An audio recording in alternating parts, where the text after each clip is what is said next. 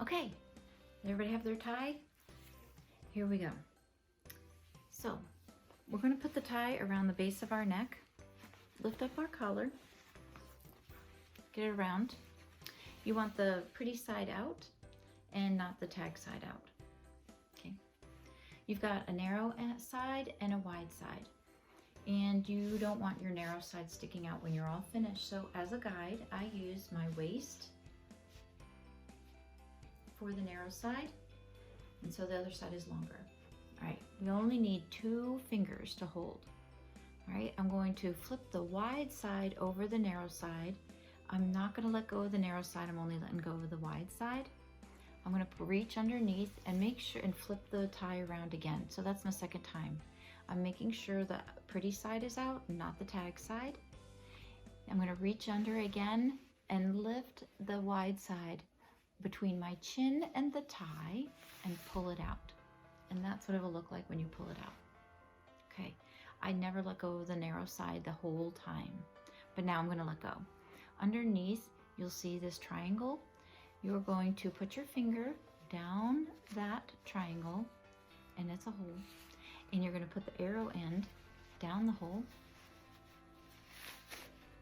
and that is your Windsor knot. But we're not done yet. Okay? Sometimes you have to futz with it a little bit, but we need to cover up that button. So I'm going to put down my collar as a guide, and I'm going to hold on to the narrow side with one hand and the knot with the other, and I'm going to pull down with the narrow side and push up the knot into that button. All right, and you have to futz with it a little bit and make sure that the narrow side is underneath and the wide side is on top, and it looks nice and neat. I've got my nice triangle here and triangle with my collar. So I did a good job up here. Let's see what we did at the bottom. So at the bottom, we want to make sure first of all, that our narrow side is underneath and not sticking out, okay? And we want to make sure that the end of our tie reaches about our belt level. The whole purpose of a tie is just to cover your buttons and add a little color to your outfit, okay? We don't want our ties flopping all over when we're dancing. So there's 2 ways we can make sure it's secure. One is to put the narrow side, there's a little tag underneath the wide side, and you can put that in there so it doesn't flop around. Another thing is having a tie clip. You can put a tie clip, attach it to your shirt, and then attach it to your tie, and that will also keep your tie from flopping around. Okay, cool, you look great. We did that in 3 minutes. And I've got a 30-second challenge for you guys. When you practice, let's see if you can do it in 30 seconds. Okay. Now the next thing is we need to take the tie off. So how do we do that? We're going to put our collar back up, and we're going to put our one hand on the knot and one hand on one of these sides, and we're going to pull.